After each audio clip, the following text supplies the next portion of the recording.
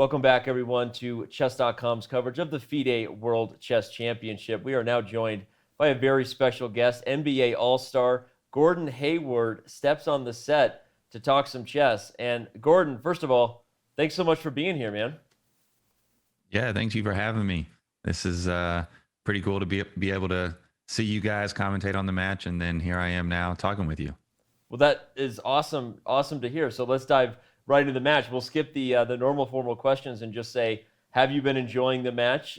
We appreciate that you've been watching the show, and what has been your favorite part of the 2021 event so far? Yeah, it's been really cool to watch.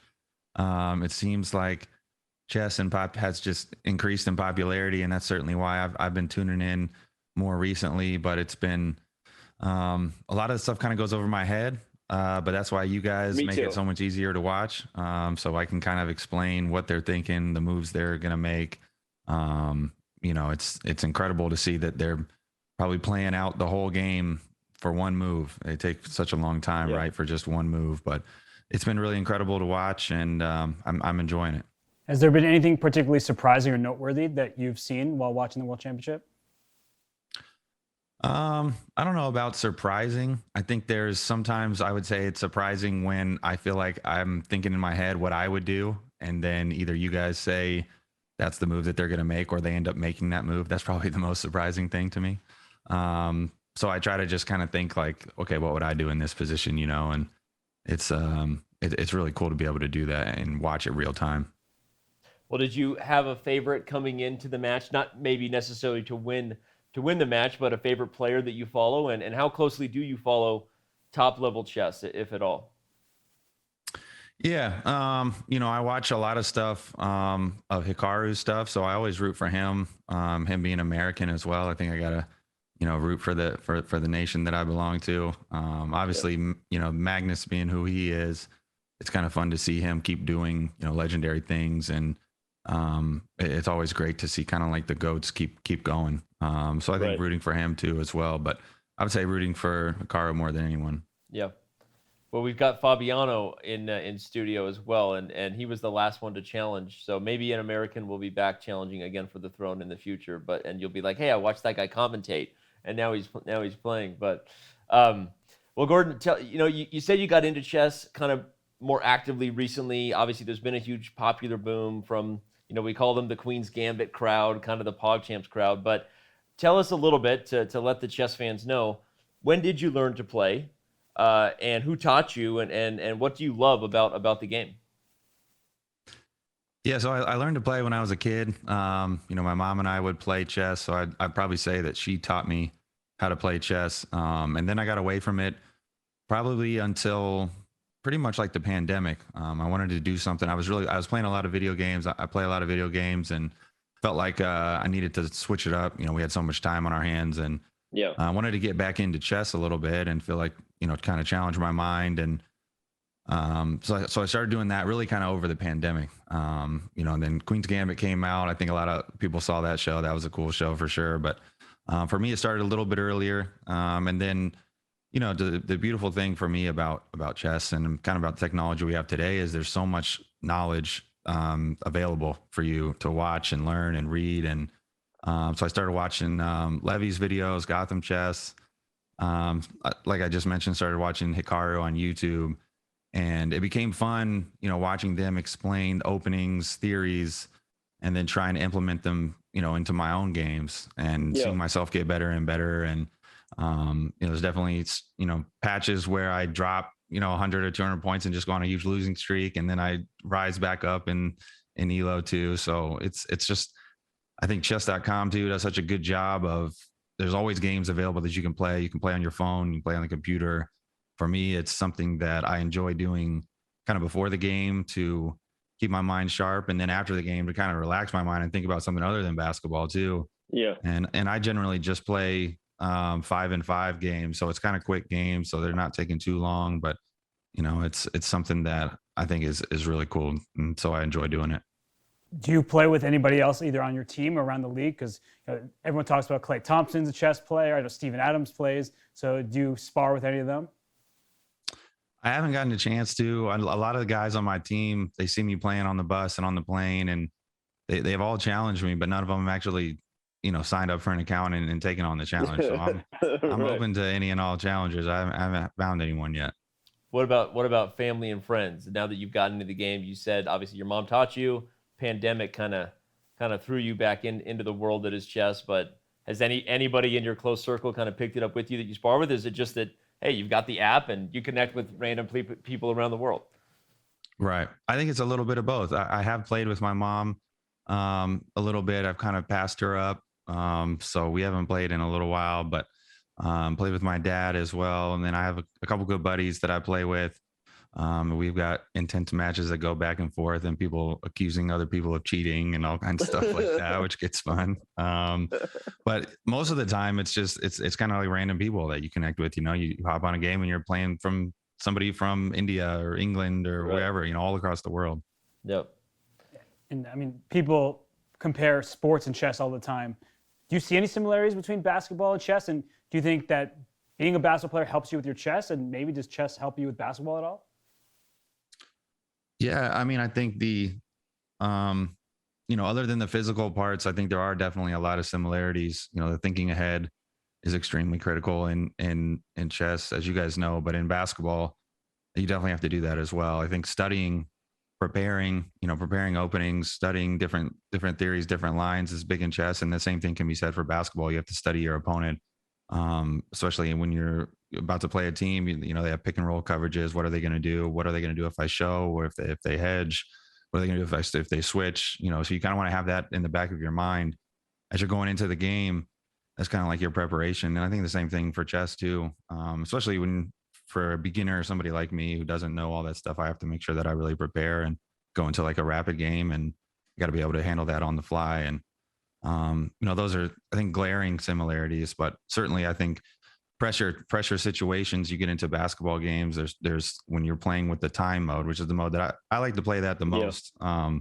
You saw these pressure situations in chess too. I mean, the clock's ticking down. You got to try to think of a move, like, what am I going to do here? And basketball is the same way. There's situations you get yourself into. There's obviously lots of pressure, and then people are watching, and you got to try to remain calm and poised and make the next best move. I love that. Robert and I talk a lot about how obviously you watch Hikaru, so you see what it's like when the fastest, quickest thinkers in our game are at their best, right? And when we talk about chess at the highest level, pattern recognition is a key part of it, and patterns that other people don't see. And the way you talked about, reading the defense or how a team might handle a pick and roll, or when to switch and when not to. And we always say that in the fastest time controls is kind of when the intuition of a player is revealed, because they don't have a lot of time to figure it out. So whatever patterns are either known or not are going to be what's revealed when the pressure is on. Do you feel that is sort of a similar thing in basketball, that the reason you put in that work in regards to pattern recognition is because when there's less time and the pressure is on, your intuition has to take over. So you're either going to do it right or do it wrong based on how well you know the patterns. Is that a similar sort of theory in basketball there? Yeah, certainly. I mean, I think, Kobe Bryant would tell you more than anything, you got to practice as many shots as you can, because when you get in the game, then it's just human nature. You've already done it thousands of times. You made thousands and thousands of shots. You've done this read over and over in practice. Now you're in the game and you just do it automatically. And then, like you said, your intuition comes out, the natural instinct of a player. It definitely surfaces. And that's like I said, that's the mode I like watching the most, is the mode where they're really thinking on the fly. And it's amazing to see them pre-move to, start to know exactly how at the end games when they start going crazy. And the thing I like watching the most is when I watch the top players play against people like my level, and they're able to like pre-move the last like 12 moves and win the game. That's the stuff that I think is really good. But yeah, certainly the pattern recognition is obviously extremely important for chess, and you can say the same thing for basketball too. What's the pre-move comparison to basketball? Like what would we say? Like when a team is just dominating another team, like that would be a funny meme. We got to think of that. Right. Like next time you're just like crushing something, you're like, just pre-move that. You just pre-move that crossover. Right. I think you could say something. I mean, certainly in maybe like alley-oop plays is like a pre-move, like especially when the defense is on. There's certain ways defenses can guard pick and rolls, and you kind of know. I've done it so many times as a pick and roll ball handler. You know how they're going to guard, so you can just like throw it automatically. like, okay, he's going to be up. I'm throwing this to the rim. It's like a pre-move. Man, I thought that was a total BS statement by me, and you just made that was awesome. I think alley hoop's that's a great comparison to a pre-move. Thank you, man. You know who's really good at pre-moves would be like Chris Paul. I mean, he's like one of the ultimate. He's like one step ahead of everyone, and so he's somebody that certainly would be capable of pre-moving. I love that. Well, I have a sort of random comparison question for you. So if you're following chess, do you know who Alireza Firouzja is? The teenager. He's now the second highest rated player in the world. I've heard that name. Yes. So I guess my question is, some people are like, this is the future world champion. Other people are like, he's not there yet. You have a teammate, LaMelo Ball, who of course is exceptional. What do you think? Like when people make these comparisons or these projections, like, do you have to rein that in for your team, or do you just, let him play and he does his thing? Yeah, I mean, I think certainly as somebody, I was never somebody like touted like that, so it's hard to say, I guess, personally, but certainly I would think you wouldn't necessarily want to let that get to your head. Certainly you have to continue to work and, put in all the time and the effort. I think the potential is there though. Certainly for LaMelo, I mean, he's one of the most exciting players in the league. It's fun to play with him. He does see the floor really well too. So he's always a couple steps ahead. But in this game, things happen all the time and you never know, when your moment will be over. And so it's hard to just kind of, I guess, grant people like you were saying, the title, but I think the potential is there. And, I'm hopeful that LaMelo turns into that player, because that means the Hornets are going to be winning a lot of games. I was going to say, does it work the other way when you feel like teams are touting another player or crowning someone in theory before they've earned it, right? Quote unquote, Dr. Evil Fingers, right? Does that fire you up? Because I know in the chess world, there are controversies and little mini rivalries based on moments that happen, right? And you they don't want to give someone their due before they've really earned it. Does it work the other way against someone who's kind of, being touted too highly? Yeah, it could. I mean, I think whatever motivation fuels you as a player, you got to find that and help that, drive you. And maybe that gives you that extra energy you need for that game. Certainly. Yeah. It's cool to me that a lot of this stuff, and I'm not definitely not as knowledgeable as you guys are, but I've just seen like videos and stuff. It's cool to me that there's rivalries in the chess world and all that kind of stuff. I love to see the action that goes on there. You're also, we had a couple questions that I wanted to ask you because it's interesting to me. And as someone who's, doing a lot of stuff with chess online, and we've always been thinking about, what we can do with chess to continue to help to bring people in, make the game feel more accessible. Don't make it feel like it's impossible for people to understand it, make it relatable. We've designed formats to be much more comparable to esports at times, make them faster and formats that are also team formats. And you're an investor in Tribe Gaming. You're big into esports. What do you think? How do you think chess stacks up to esports in that sort of arena? Given you're a fan of esports in general, and as you see the game online and you see things like what Hikaru does, right, and other people like that, but then you see classical chess and a 6-hour game between Magnus Carlsen and Jan Nepomniachtchi. Just asking someone from the outside looking in here, what do you think about chess as in the online industry as a potential esport in the future? I think that certainly the time mode where it's less time in the games, I think is for the general public more watchable. I think it's just better because it's faster paced. The only issue when you have these 6-hour, 8-hour games is it's like you're kind of waiting there and you guys start to have a problem. Like, what else are we going to talk about here? We're all waiting for the next one move. And I think it can relate more to sports, traditional sports in general, when you're kind of, when there's a time mode, whatever it is, 15 minutes, 10 minutes, because it's like the game's going on and you can kind of commentate on it and you can kind of figure it out as it's going on, but it's also still kind of fast paced. And then you need the post game report at the end to go back and analyze and explain and say, this is what happened here. This is what the player was seeing.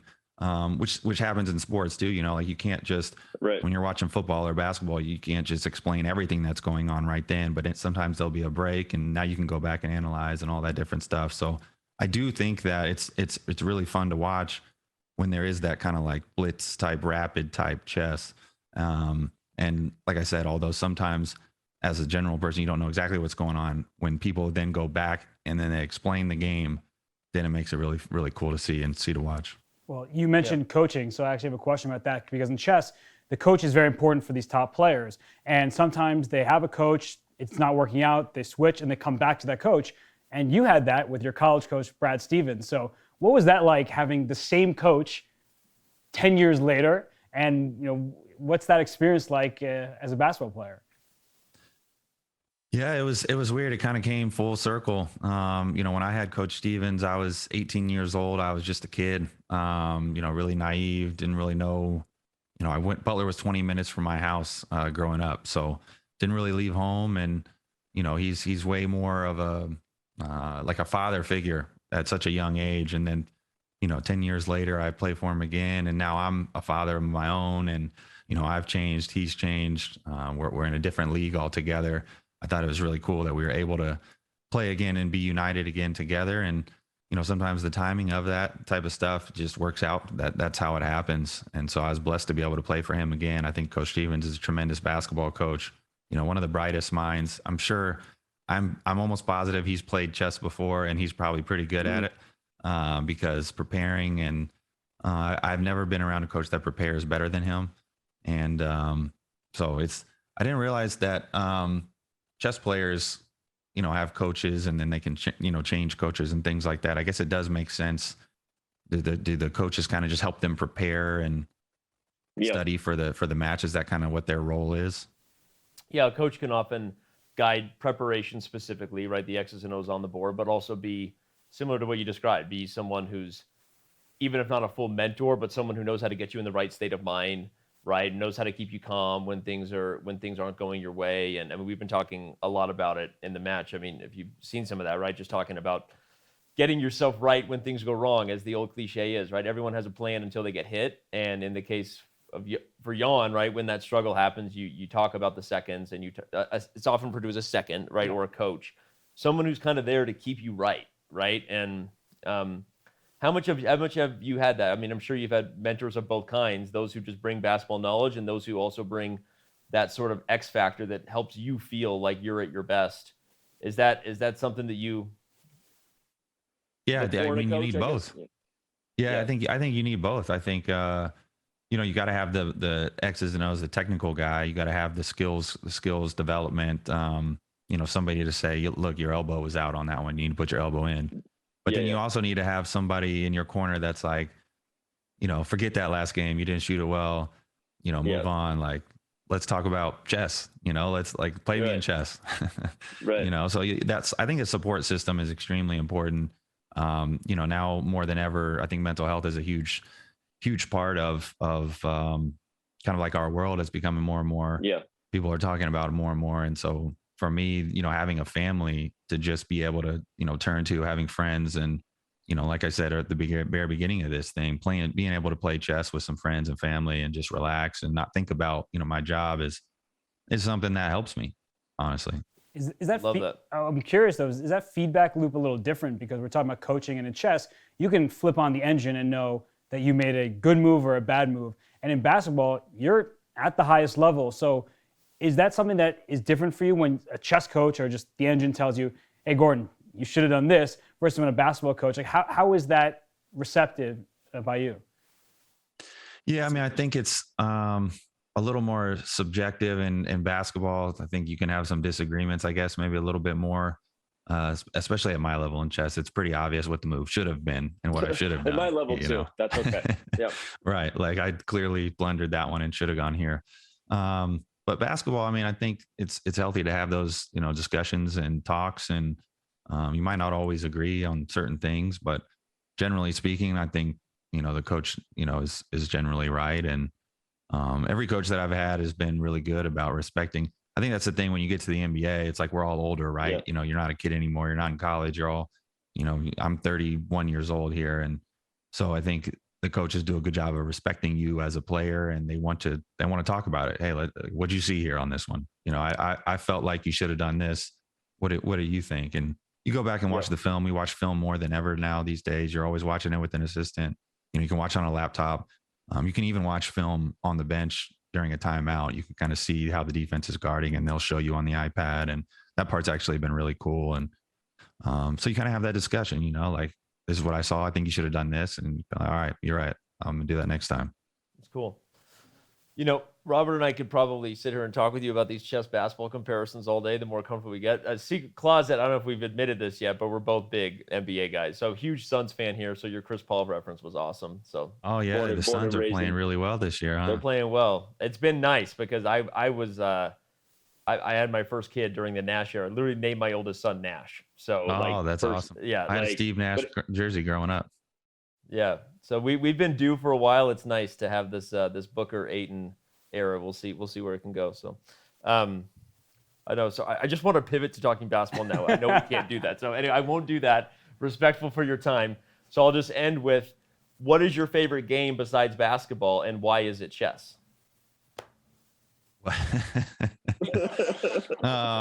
Man, I've had such a good time here learning to play chess. And my favorite part, at least right now, about chess is being able to play a game and then go immediately after the game and analyze it and look and see, this is where I went wrong here. And then you can then play another game and you get in that same position and you're able to then fix your mistake and you end up winning the game. And it's like really rewarding to me. I mean, I don't know. It feels really good when you make a move and you end up doing the right play and you trap some piece that they have, or you checkmate. Right. And, that's something that gets me going. So it's been really fun playing chess, and thank you guys for having me on. It's been fun catching up with you. Love that, man. And the pleasure is definitely ours. We really appreciate your time and wish you and the Hornets the best of luck this season, except against the Suns. But otherwise, the best of luck, man. And thank you so much for your time and your insights and for being a part of the chess community. Yeah. Thanks, guys. Appreciate it. See you, man.